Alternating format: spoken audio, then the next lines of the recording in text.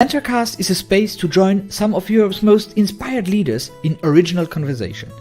When everything in your organization, career, or even your life seems inside out, demanding change, or you simply feel that there has to be something more to life than you experience now, this is the place for those seeking the wisdom and experience of personal transformation. Together, we will explore the intersection of our material and spiritual worlds and how we align this perceived separation in our professional and private lives. Stick around, you might just walk away with the insight you seek for the best version of you to show up.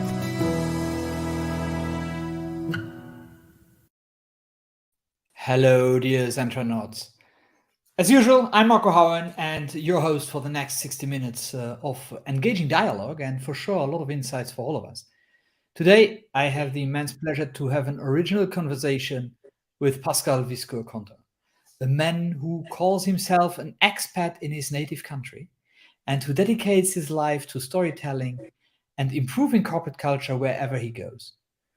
As a Luxembourger living abroad most of his adult life, together we will dig into his vast life and business experiences and how these can be implemented in communities here and everywhere else. Hi Pascal, how are you doing today? Hello Marco, how are you doing? I'm good, thanks for inviting me. It's a pleasure having you.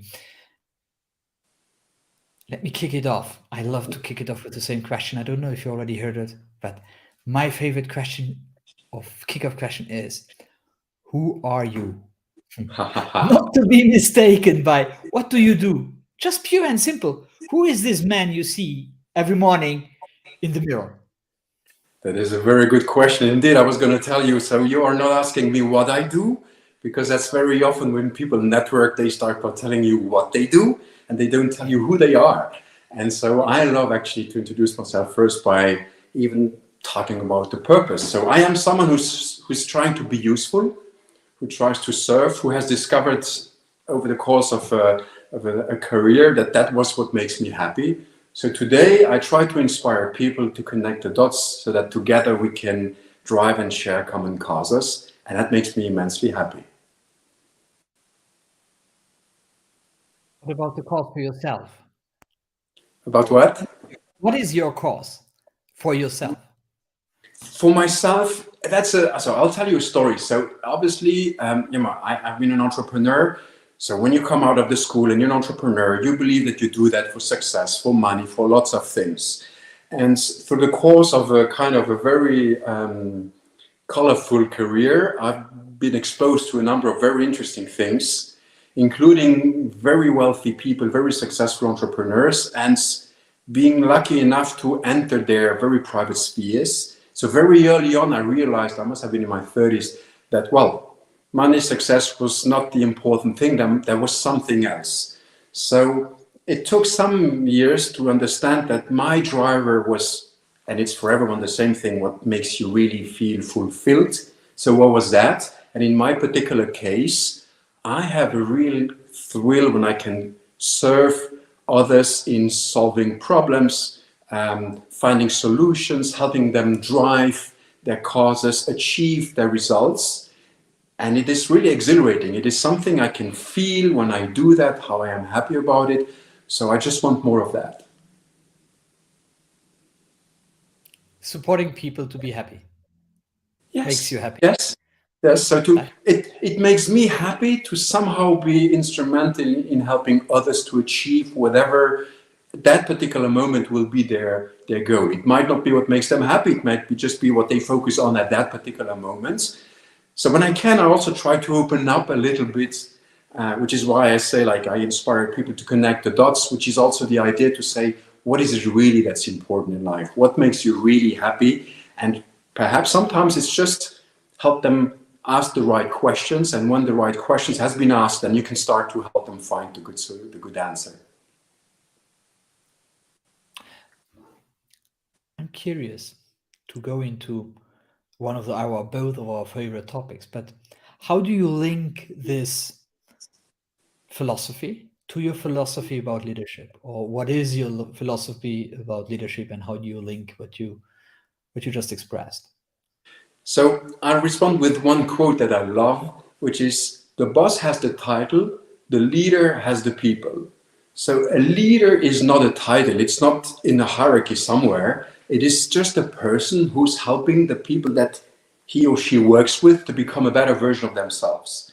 And the other quote I love is to say, be the leader that you would want to have. And I actually had a meeting this morning even with a company, and I was just saying, look, start by yourself being that leader that you need in your little group. And then it's not always that it's trickling down. It can also just be bottom up. And you may inspire your colleagues, and then that group will start to inspire maybe the group in the office nearby. And so, yes, I believe that it is really important that we understand that it's not about us. You know, you see sometimes like bosses, CEOs, managers who think it's about them telling the others what's right and how to do it. When I feel like they're supposed to serve their teams, they're there to help them feel safe in a safe space, they're there to help them understand their true potential, help them to dig into it, help them feel inspired, not just motivated with money or whatever other perks, but really that they choose to do something that they want to do because they believe in what you are translating as being your cause, your noble cause, or your vision that you feel is important. And I believe that really success is not measured by how far you go, but by how many people will go with you. And that is true at any level of a company. So we're not just saying like the big boss has 1,000 people following them. It is just on a daily basis. So yeah, I think it's not important where you are in a hierarchy, in a company, in a society, in a community. It is how you have discovered what is your purpose, how you're driven by it, and how you try to contribute with your skill sets, human and others. Yeah, I love it. I love it. And you said something which is really one of my very dear topics. It's motivation versus inspiration. And for me, it's like employees are fed up of having the yearly motivational speech or whatever every 6 months. They need actually the daily inspiration of and which the leader, and in this sense, the one who creates that company has for what he does, and they want to feel that, and they want to be part of that. And now we're talking about purpose. That creates purpose, because that is then a common vision. But this common vision is not something which so often we think we can now make a decree, do an offsite for 4 hours and then write something down. No, it is actually, especially in small and mid-sized businesses where we have founders still running the company, it is the founder's vision and inspiration for what he does, which actually ultimately has to be translated into the inspiration of everybody else in the company, which is so often forgotten from my perspective. It's true. There's basically really an interesting aspect about motivation and inspiration. So when I'm working as a mentor with startups, or even now in my MBA course in communication, so we have these MBA students who have life experience, work experience. And when you ask what's the difference between inspiration and motivation, you get answers like, yeah, maybe one is short-term, one is long-term, or one is internal, one is external. And basically the difference is way easier than that. Motivation is when you force someone to do something because either you promise a reward or you promise some retaliation or some sort of problems in case you do not achieve it. Inspiration is when you share that vision in such a way that people decide to follow you, that they decide to give their best because they chose to, not because they've been obligated to. And that makes the whole difference. The first one, you will only get so much as you are able to push or distribute in terms of rewards. The second one is auto-generating. It's contagious. You're gonna inspire a few people who are gonna inspire more, and that's sometimes something that is hard to appreciate for traditional managers. That actually it's counterintuitive. Let go, inspire the people, delegate, do not micromanage, and the more you will empower them and guide them and give them the opportunity to do things, the more they will deliver. But it is just hard to let go. It's like as a dad, and you see your kid on a bike, you're learning, and at that moment you have to let go, and you still want to do, and you must let go, and that is not very easy because it is like kind of counterintuitive. But if you do, you have an empowered team, and that empowered team will just generate more empowered people.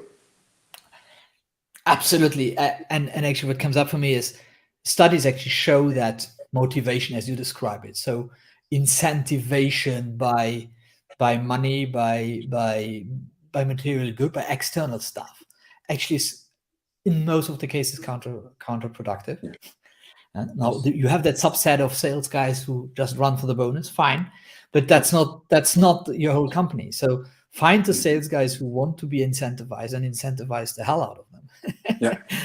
but don't think that your developer will function the same way. Absolutely. Because your developer or your service delivery team will actually probably way more motivated when they see that the product they will deliver is really giving something to their customers, that they really creating value rather than being incentivized. Absolutely. Financially. If you inspire your team and you take good care of them, you're gonna inspire them in such a way that they're gonna also want to take good care of the customers. So it's actually your advantage to do that, and it is just serving the whole development of the corporation. Yes. Actually, I grew up in a world that probably that's the same for you. We always was told customer first. Yeah. And a lot of lecture and a lot of books are saying now differently. And I really sign up for that. For me, it is people in the company first, because they serve the customer. If you can say the customer first, but you then forget the one who has to bring the service to the customer. So you are actually marginalizing the work which has to be done to make the customer happy. Exactly. So even, I read that a few days ago, Branson said, people first. And you can actually connect that thing with the motivation aspect. So if you're like propagating a communication where you say customer first, and I'm gonna incentivize my teams, and you have your customer support, and you have, for instance, your salespeople, and you incentivize them differently, what you potentially create is an internal conflict, because each team will try to achieve their goals to get this reward, and they do not care about the other team. So all of a sudden, your own players will start to play potentially against each other rather than helping each other, because they're animated by this same vision and driven to have, as a whole, everything work. Yeah, that's how silos are created in companies. That's like you create a silo because you this famous wording saying you divide and conquer. And maybe that worked. I don't know. And I think it worked a long time ago in with other people, where people had another mindset than they have today. Yes. Divide and conquer. There's an interesting theory about that, or explanation, that I really find very insightful, is if you take you put it into a kind of a generational aspect. 100 years ago, you were looking to get a job, and you had to survive, and you had to have a job to survive, to just feed your family. So you would not discuss. You were happy to have a job. You would stay there, and you would do everything to stay there your whole life. So your driver was different, and so yes, your boss could behave differently because you had no choice. Then, like in the 50s, all of a sudden people start to have more choice, and they can choose a career. So they start to build something in a very different way, and they know that they can move on to another company regularly just to improve their career. So they have already a sense of choice that's different. And so it was about attracting people. So the incentivizing was really working well, because you would attract people to your company, and then they would move on maybe a decade later to the next one that was giving them more. Today, it's completely different. The younger generation do not have anymore that fear of losing a job. I mean, I had a conversation with a friend.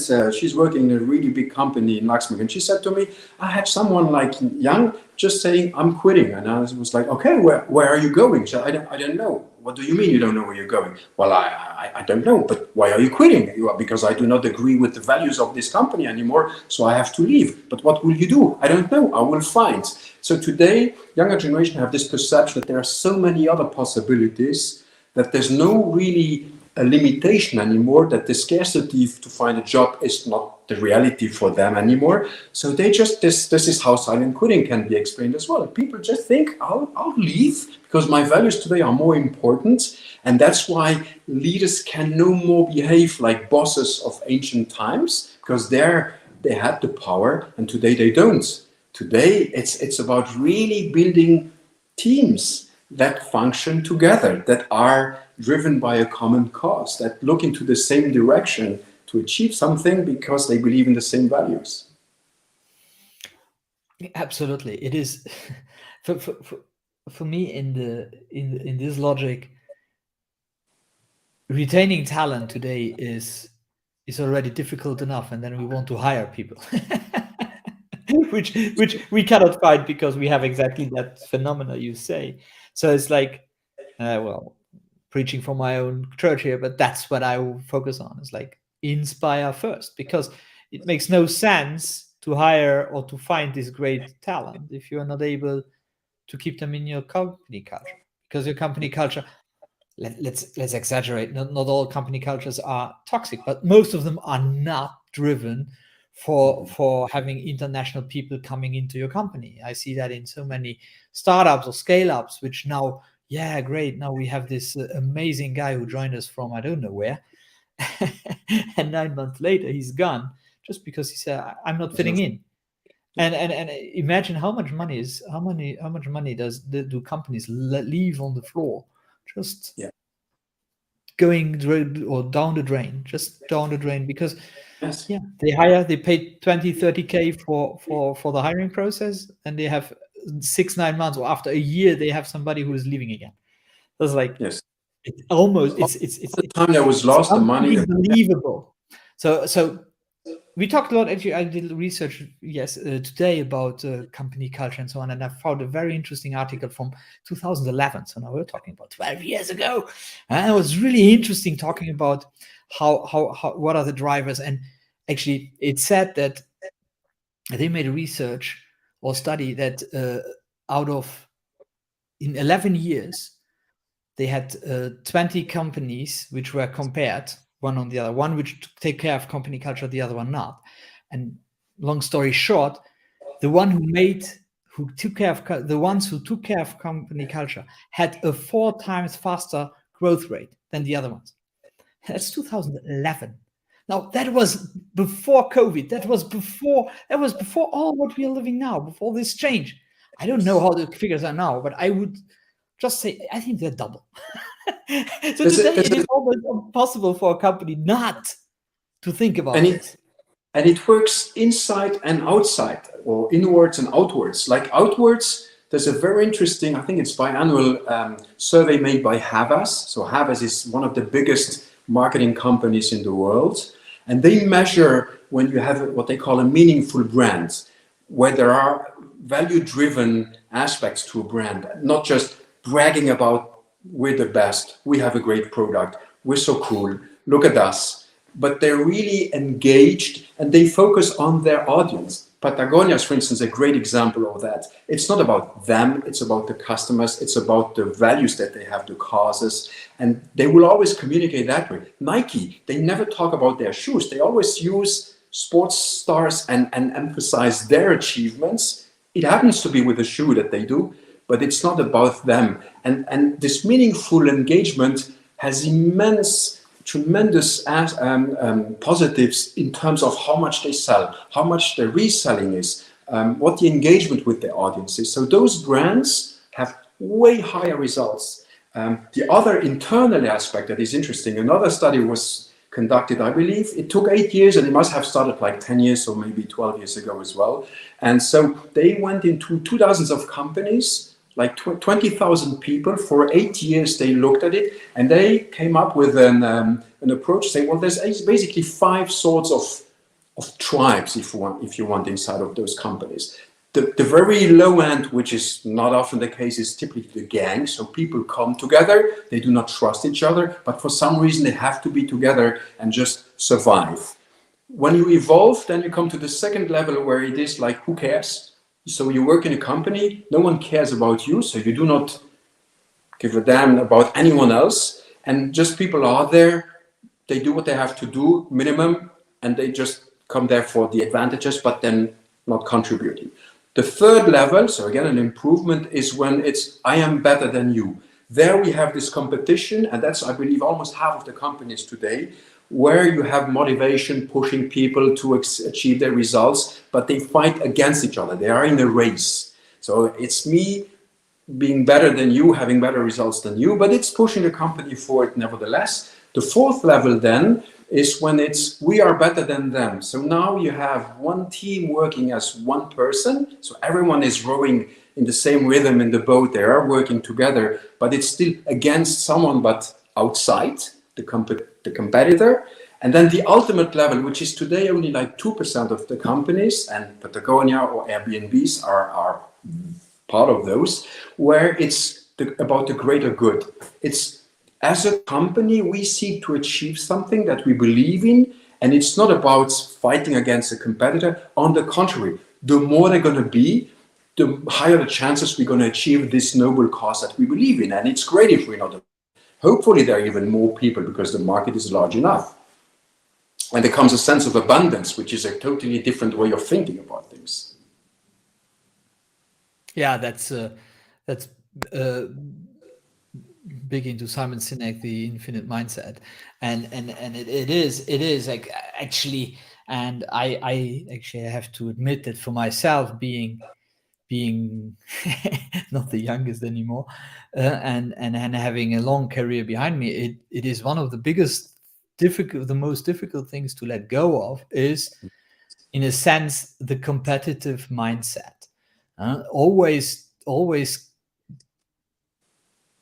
thinking almost first like, okay, how could that affect my thing?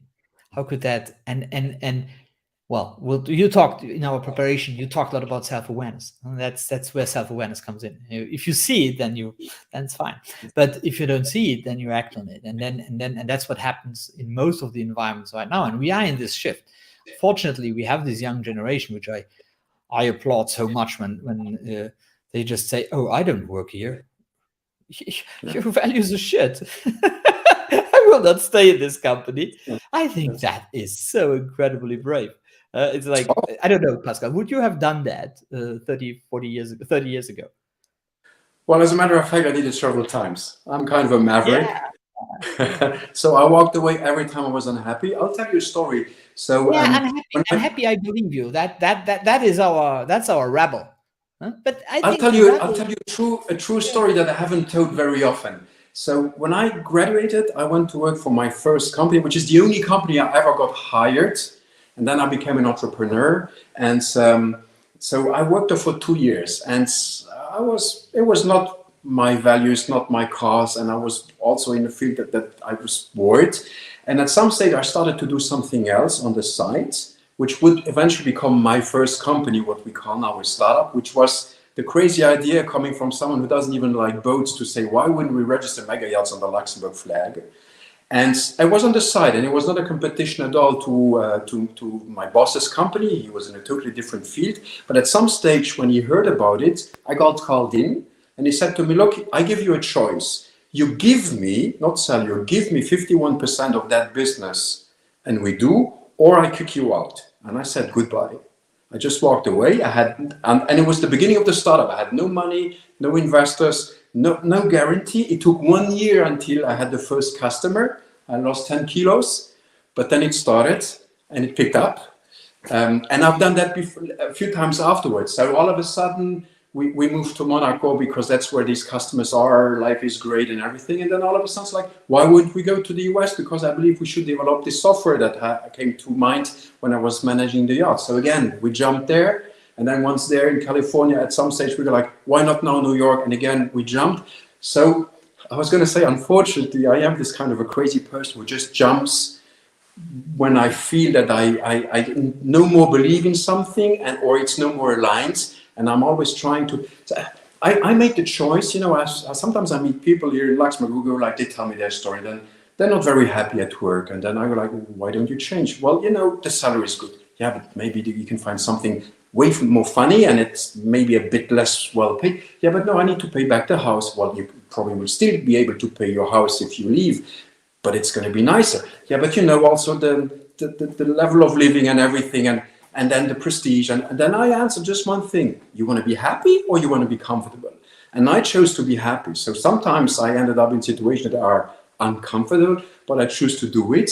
And you were saying something very interesting and important is that you need to be lucky enough to discover that. What happened to me when I was managing those mega yachts, so all of a sudden you meet incredible people. And I mean, there's one true story, and that one is official. One day I get a phone call from New York, and there's this person who says, I'm going to come to see you for my yacht, which a few years later got sold to Bloomberg. And the man comes here and everything, and he had never been in Luxembourg, although he's in the finance world in New York and everything. And when we went to open the bank account for him, I saw everyone super nervous, like shaking. Like, who is this man? And he was the grandson of JP Morgan. And he just came once in his lifetime to see me, like 32 or so, for his yacht. Never came back. But what I'm saying is that, I mean, he never came back to Luxembourg. I would see him. Because we didn't have free public transport at that time. No, you would meet him in Monaco. He would come to Monaco, but you wouldn't, because these people just go to other places. But what I'm saying is that he just thought it was important enough, this baby of his, the yacht, to come and see me. And most of the customers, you came into their personal sphere. So they opened up, which means that when I would like have a sneak view into their family life, I could see the dysfunctional aspects of it. So they were very, and I'm not talking about this person, but others.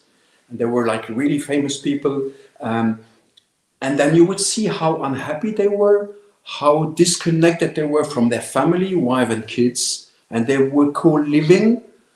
And I was fortunate to see that when I was in my 30s, early enough that when I became a dad, I said, based on what I've seen, I do now know that my priority will always be the family. It can't be the other thing.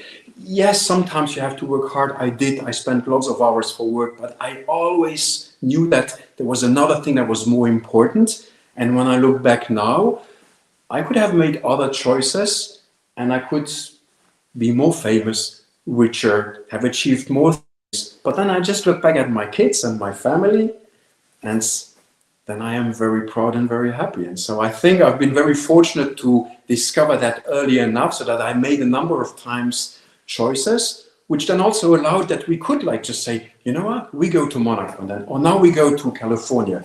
And as a family, we would just go like as one people. And because there was this relationship, it was not always easy. Some things went wrong, but as a team, as a family team, we did it together and we're still strong today. That's beautiful. Thank you for sharing. Now, to sum this up, so my question is, what is your success formula? It is, you need to understand first, what is your driver? They always have this phrase like, do what you love, but what is it really? So very often when I also start to work with startups and founders, that's the very first thing I ask them. And then obviously the first answers that come are money, success, this and that, prestige. And I'm like, no, those are all consequences. What is it that makes you wake up in the morning and want to do certain things? So first, you need to identify that. You mentioned Simon Sinek, but it's really the thing that I retain from the why is really that you need to really know who you really are and what is your driver. And when you understand that, then you can start also to focus on where you want to go. When I define, when I write a vision statement for businesses, for instance, when I have to define it, I explain to people it's composed of two elements. One are the core values that you believe in and you are standing in them. That's what anchors you where you stand. And then you have a noble cause. That's where you're looking into, which direction you're looking at. And these two things, you need to understand them. You need to understand, what is of such an importance that you would not want to do it if you didn't have it. That is really key for you. And some goal, something that you want to reach. Like for years, I was like, why didn't I like my first job in finance? Why did I like what I did with yachts when I'm not interested in yachts? Why did I love to develop a software when I'm not an IT person? And why did I love afterwards working with all these startups and becoming this kind of mentor slash evangelist slash business developer? It was always because it made me feel happy to contribute to making these things move forwards. So once you understood the value and you understood what your noble cause is, so you know who you really are, what your noble cause is, then you can start to implement that. But then also it probably takes the courage to do it. So in my case, it was like jumping into sometimes, I always say that's like jumping out of a plane. There's something in your bag, you still don't know if it's a parachute or a backpack. You'll find out on the way down. And so you have to believe and do that. But it is also something that you can do at your own level, in any corporation, at any level, just to say, I believe in something and I'll try to understand it. And there's this very interesting study in Europe that 60% of people in European companies are disengaged or mildly disengaged. It's more than 60. So that means there's like a third of the people that are happy doing what they do. Well, if we were able to help people to understand who they really are, what their noble cause is, and then identify a company that fits, you would have movements, of course, but probably just like making that maybe then 2/3 of the people would be happy doing what they do, which is good for the people, but is also very, very good for the businesses. So that's my utopian kind of mission now, trying to help these two elements work out for businesses and for persons. It's not utopian in the sense that, like everything, there is a path towards this goal, and anything which is an evolvement or an evolution of what is today is already better. So it's just what we have dedicated our lives to. So I think it makes sense to not call it utopia, because our brains sometimes then create it as something we cannot attain. But every time I do a workshop in a company, or every time I know that some people think, what did this guy smoke? And other ones say, shit, I always waited for somebody explaining this, because now I really get it. And that's why I do that. And that's fun. That's why this is done. And that's totally yes. Yeah. So I also believe that technology will also play a role there. I mean, now everyone's talking about AI. It's the thing. I personally believe that we have no clue yet what AI will do and will not do. Exactly like when the internet arrived, everyone thought they knew it. And then you see first for a number of years, and also maybe this time it's going to be faster than a number of years, maybe going to be a number of months, but there's going to be all sorts of iterations of things trying. I mean, Google was the number 20 in the search engine companies. There had been 19 before, but it was Google that was successful because all the 19 before tried it differently. Facebook was the 7th social media, so there were others trying things. So you never know who is going to be the winner, and you even less know how they're going to win, what they're going to be doing. So we do not know yet what AI will bring, but it will bring change, that's for sure.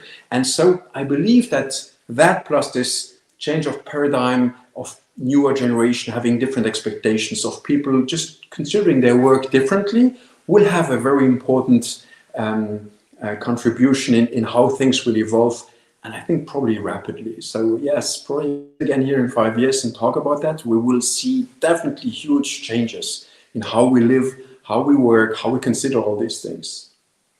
Yeah, absolutely. You know, because I do storytelling, I get the question and like, oh God, AI was going to do the storytelling for yourself. And that's not even me saying that.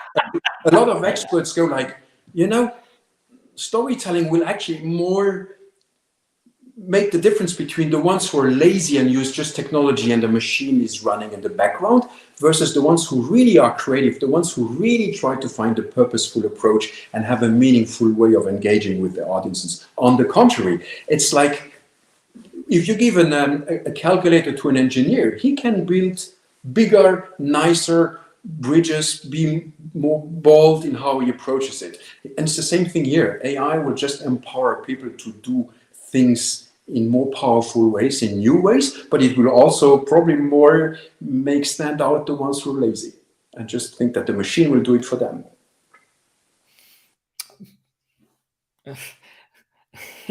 when the car was invented, it was said you cannot drive. Or no, it was with the train actually.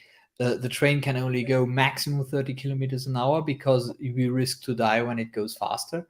Yes, or you go crazy if it's more than 6. We'll always have these kind of stories, and then we'll see where the limits lies. Well, okay, we're all driving faster than 30 kilometers an hour, fortunately. So it's about getting used to, getting used to the change and then appreciating how it's gonna work. But even there's a very interesting thing, like why is now everyone afraid of AI, or not everyone's afraid, but some, and why was there this letter to say stop for 6 months or 12 months before we go on? The key element actually behind is not a software issue, it's a hardware issue, because there's a new processor NVIDIA is now introducing.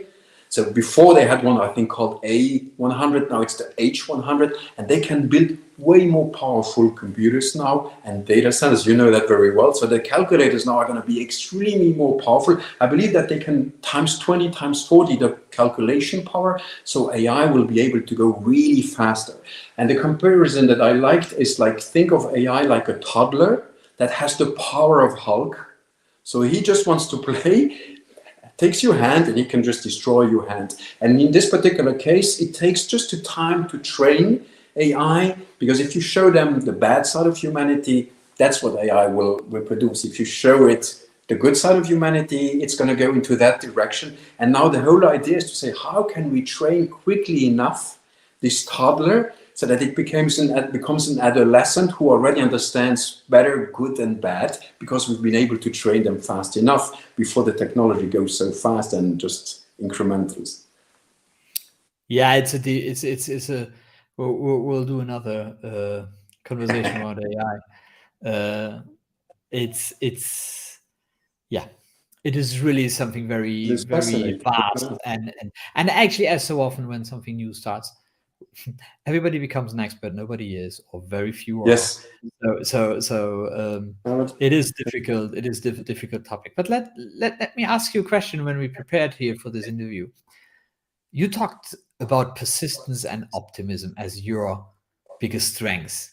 Yes. Can you tell me how this persistence and optimism shows up in your life? Through resilience. So I told you, I've been jumping ship several times, or out of the plane, I should say, and then finding out if it was a parachute I had in my bag or not. And so sometimes there was a crash landing, and then when you fall, the thing is to first understand why you fell, and then to understand, again, driven by your purpose and everything, where this should go on, what you should do. And so I just came to realize that somehow my cabling, if I can say so, is done in such a way that I tend to get up again, tend to look at the positive side of things, realize that you do not always see on the spot why this might somehow lead to something positive eventually, and that you just have to go through it.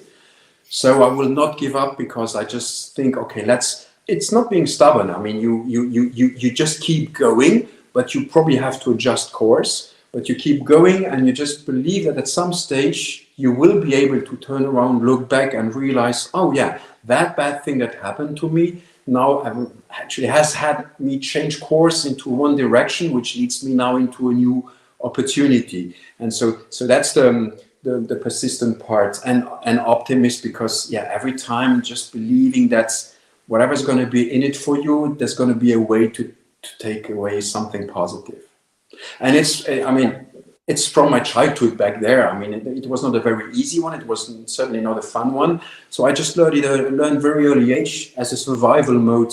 I remember when I was a young teenager, even like when I was 10 or so, I would just ask myself one simple question: might I die from what's happening right now in front of me? And the answer was no. It will not make me die. So I can overcome it.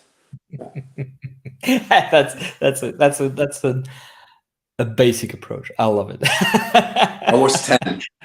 Well, that's really powerful, actually. That's actually one of these beliefs which makes you drive really forward. So it made me understand well who you are and who I know you are. So you gave me a perfect segue now to my next question, which actually is something we don't talk about in entrepreneurship. And I really feel that it is necessary to talk more and more about that. Is what do you consider as your biggest failure in your life, in your business, if any? And what did you learn? Because just to give, it's so important that young entrepreneurs know that even the successful ones had failures. Even the successful ones did not always have everything served on a platter. No one actually have it, even so it looks like that, and we portray it like that. Huh? I'm guilty as charged on that one, at least for a big part of my life, where I never talked about what didn't go wrong. So yeah, great, amazing, but no, what? So back to you. What do you consider Before, failure? like obviously, everyone has failures. We all have them. There's not one person that doesn't have them. Like I told you before, I saw examples of extremely successful entrepreneurs, but then you would see that the failure was maybe on a personal level. But even in a successful business life, things work and some don't. So that I could list you many things that went wrong. I think what's more important is that I feel today that I have every time something went wrong, that's when I learned much more than when it went right. Because when something goes right, you tend to believe that it's because you're so good and so smart, and you tend to not that much consider that you might be lucky or there might be other people involved. And there's not just you, but there's a number of things that make the success become a success. Versus when you fail, you tend more to really introspect and go like, what did I do wrong? And then you might more analyze really post-mortem what happened. So I believe that it's more insightful when you are in a hard place and something went wrong. You probably are more open to thinking what happened, and maybe you're more honest with yourself to try to understand. Then comes again the optimistic part that you must be able then to learn from it, of course, to say, okay, and yeah, so yeah, I will give you one thing. So when I think back to it, it's over a long period of time that I had a failure. So it's not like I could name you things that like something happened, went wrong. But I've realized that over many years I was guilty of doubting myself. And if you doubt yourself, you start to overcompensate for it. So you either overachieve, overdo, or you focus on showing, and you forget, like I mentioned before, who you really are. So very often I have tried to blend in, to be the person that I thought people saw in me or wanted me to be, and that's an error. That is something that I have definitely stopped doing, because sometimes the temptation is that you will do that because you feel like there's an advantage to it, or maybe it's this what you have to do to get the job, to get this contract, this and that. And today I prefer to not get it right away and I know it already, by being just myself, by being completely genuine and not trying to adjust, because eventually it goes wrong. So see, it's rather than give you a list of things, but I mean, when I went to California, it really went well. I mean, California went really bad because for multiple reasons, my co-founder left for crazy reasons, doing crazy things. But I was stuck alone in California without health insurance, with a burnout, and I became blind on one eye for a few days. So you start to freak out, and then the resilience comes. So yes, I should have done differently. I've learned a lot from there. It opened up actually towards understanding who I really was and doing the things that I really love doing. So it was positive in the end. But the more constant one, really, like from as far as I can remember as a teenager to not so long ago, was to too much try to blend in, and you lose yourself if you do that. What would be the one thing you would say to an entrepreneur who just had like the smackdown of his life. We know that he will get up. We know all that.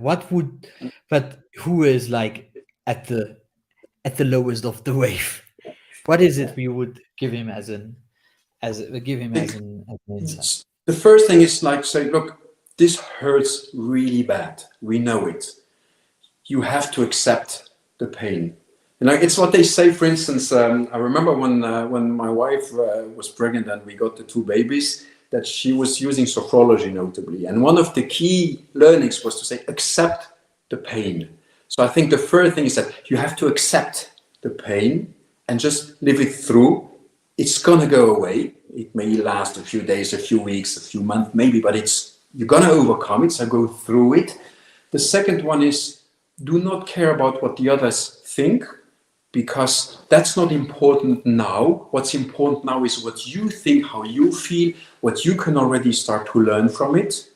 And then eventually you'll be able probably to because if you do it now, you will just beat yourself up. You will even go further down, which is not what you need. You can still do this autopsy later on, and then maybe you will be way less hard on you, and you probably also be more accurate in the evaluation of it.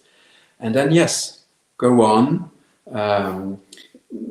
Contingency plan, just manage the daily things depending on what the consequences are when you fell. If there are like materialistic consequences, how can you solve that right away now so that you just have the minimum level of surviving, so that you can eat, you can live, you have what you need to. If that is not an issue, then it's already more comfortable to say, okay, then it's just more an ego thing, and it hurts, and that will also go away. But yeah.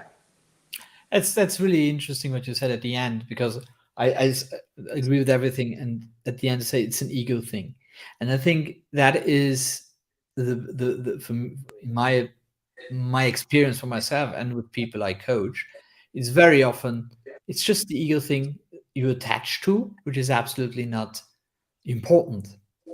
And it hurts me always tremendously when I see, and I had that very recently, when I see a founder with a great story, a great thing, who attaches to unimportant things with the ego and makes it the biggest story of the company, and actually risks the company with a stupid thing.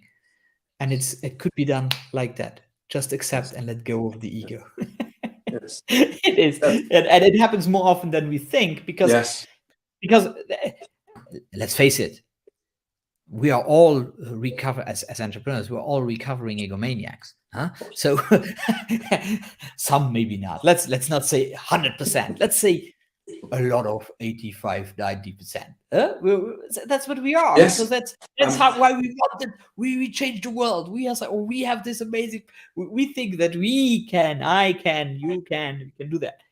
But in essence, it is the most toughest thing as an entrepreneur when you get smacked down, is to let go of that ego. I remember when I lost the way I thought one of my companies had to go and didn't go that way. I needed a year to get out of that.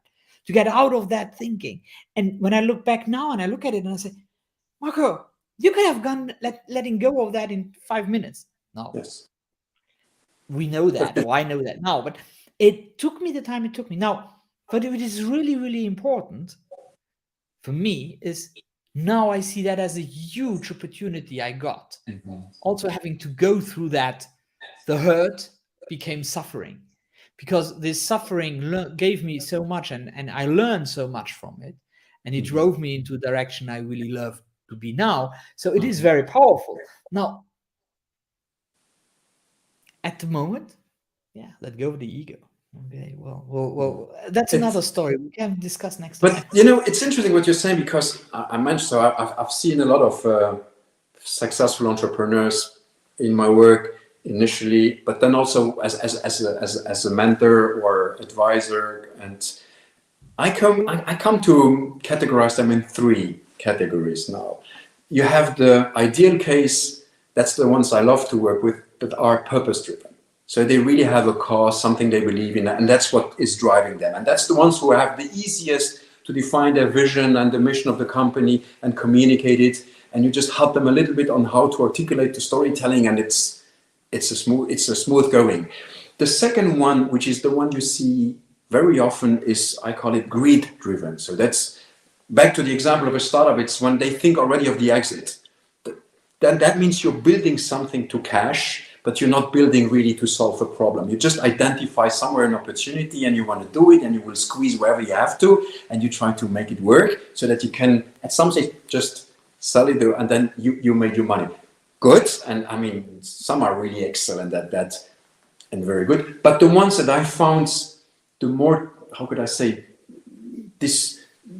that are most puzzling are the ego-driven ones. Because someone who's greed-driven is very rational. There's still a plan, there's a method as to what will be done and how to execute. You can measure that. You can measure somebody who wants money. Exactly. So you can see like the steps and the milestones. You could nearly have a roadmap. You can say this is going to go here. But ego-driven, there's sometimes no logic anymore to it, because ego is, I mean, it's profoundly human. It's just whatever is ego-driven is not rational. And so even if it's being rationalized, because then, you know, we use our neocortex to rationalize something that was decided by our emotional center in our limbic system, which we do not control. But you convince yourself that this is right because I feel it is like that. Those are the ones that are hard to even convince that there is a problem. So often it's really like you cannot even explain the solution to people who do not see that there is a question to be asked. So your work will first be to try to even get them somewhere near to asking questions, and then literally getting closer and closer to that big question. And then you can start to approach that there might be a solution to it. But that can be a lot of work. Yeah, actually, that's what I faced with these guys. We'll see. Interesting. No, I like that. I'm not a fan of categorization, but I like this one. It makes it's clear. It's clear. Let's use the last few minutes to talk about your passion, which is community.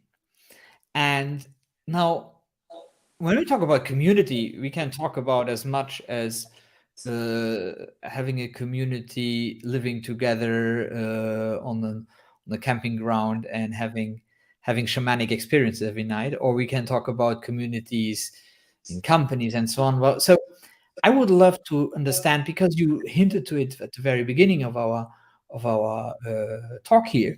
You hinted to the tribal approach in company. How do you see communities in companies? How do you see them not becoming silos? And how do you create healthy communities in companies? Okay, so first question, so communities, why? Well, communities obviously are everywhere. And it goes back to even like when we were still cave people, that to survive, we had to be a community, to be together. They even found out, I love this, is that our brain is wired that we can handle about 150 friends. If we have more, we will not remember. So that's why on social media, you will never remember all the 5,000 friends you have. And if it's less, you have empty spots, which is the explanation, for instance, why all of a sudden people feel that this celebrity that they really love feels so close, because that celebrity just took one of the spots that are available in the 150. So communities are really everywhere, and I've been exposed to that very early as a kid. You know, the Wiscour family originated from Burscheid, and then they went south, but like 1400s, 1500s. So that was when Luxembourg still had also the province of Luxembourg, that is now Belgium, was still Luxembourg. And after that, so at some stage, part of my family is on one side of the border and the other part is on the other side of the border. So as a kid, when I was in Luxembourg, they would say, you're a stupid Belgian. And when I would go to Arlon to see the other side of the family, they go like, you're this bragging Luxembourger. So I early on got this sense that there was this kind of, some kind of people will look in a way at other kinds of people and be judgmental. So very early on, I thought that it's not the solution to be judgmental. And it exposed me to why communities exist and they're important. And two aspects. One is, of course, the sense of belonging, so that you need that and it should be encouraged. But the other one is also to be open, so that communities, different communities, can understand each other and mesh. That doesn't mean you give up the essence of a community, but they can talk together.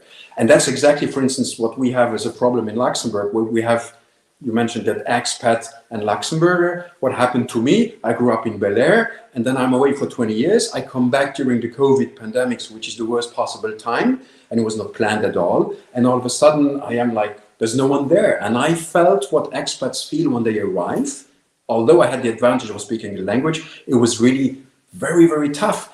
So I think it would be great if we managed to have the different communities open up more to each other, so that the Luxembourgers perhaps have a better appreciation of how the non-Luxembourgers see Luxembourg, and the others to give them clues as to how do we Luxembourgers tick, how do we function, so that there's a better understanding. And when you talk with them, you can see that there's still work to do there. And the same is true in a company, where it can be different between different entities, different affiliates, where there's a common sense that we belong in the same company. So that means there is the same vision, the same drivers, the same causes in an ideal case, of course. And that's what you want to use. But then every entity may be a sub-community and have a sub-culture and still a sense of belonging. And that doesn't mean that you have to fight against the others. It just means that we all work together with our specificities. So it's a very complex aspect, but I think better understanding it and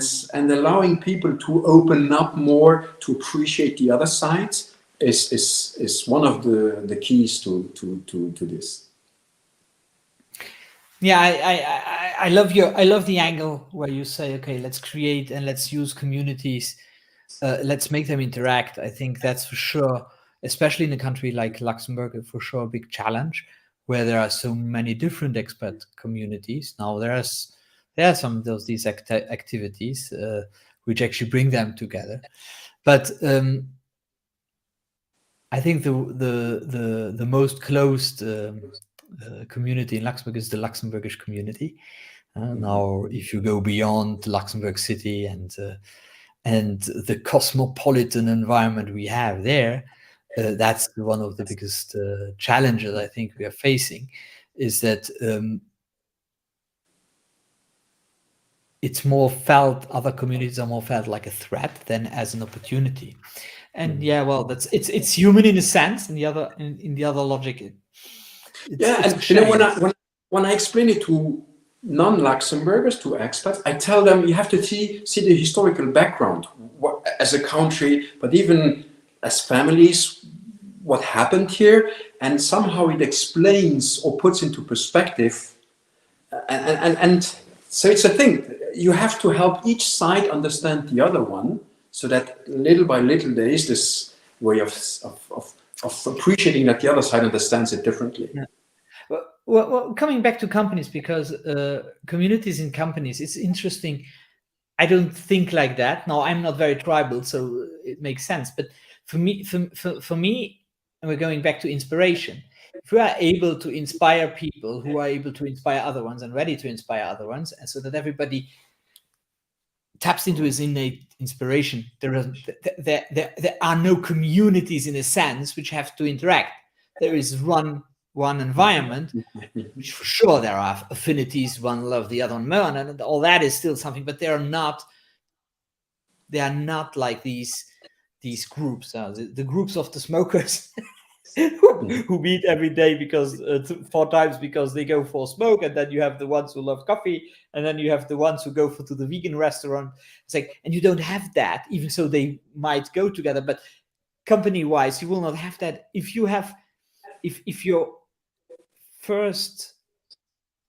the most important layer in your company is the inspiration of yourself and others, you don't have that. That's at least my dream. I may add to that something, that when you ask in companies what the community is, what their community is, the best case you often get is, well, the customers. And then there's no realization that there's another community, which is the team, the people of the company is a community. That sense is not understood. They're the workers, they're the people delivering something and they get money for that. No, they're a community as well. They're driven by things, and you have to appreciate that. You have to appreciate that. They're not underappreciated. Money is not enough today. And today, even less than before. I think that could be a closing word. Money is not enough. Purpose. Purpose and connecting to your noble cause and who you are. I love that, as you know. And we drive the change of company culture. Inspire Pascal, others to connect the dots so that they can drive common causes. Love it. We are down to exactly an hour. So I thank you for for the insights. Great insights here. Your vulnerability, your openness. I was not doubting it, but I'm happy that we could go there. And I hope that our listeners also found some insights and nuggets for themselves. So Why? thank you very much to all the listeners. Thank you to Pascal. I'm working on a thrilling ZentraCaster for maybe already. Yeah, for May. Hopefully he will accept. And see you in May. Thank you, Pascal. And have a great rest of your day. Thank you very much.